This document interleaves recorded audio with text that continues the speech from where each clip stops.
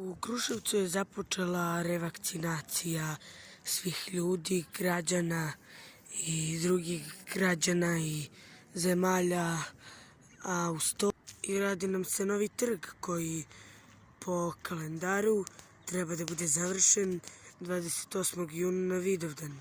Naručilac radova je Republika Srbija, izvođač radova je Tehnogradnja Kruševac. A svi jedva čekaju da novi trg bude gotov na Vidovdan 28. juna, a datum početka radova je 28.2020. a rok završetak radova je 5.6.2021. godine.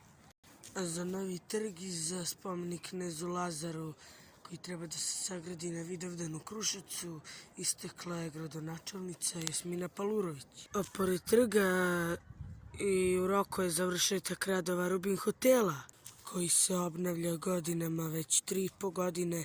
Rubin hotel je u radu da bude lepše, a sada se radi na novom trgu Fontana.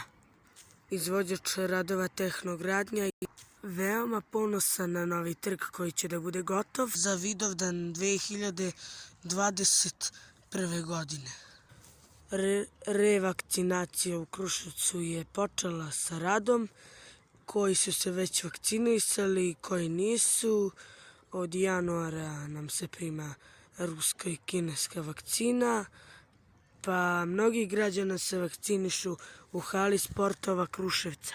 A uz ove radove na pragu nam je izgradnja autoputa Moravskog koridora od Kruševca do Pojata koji je pogotovo u radovima.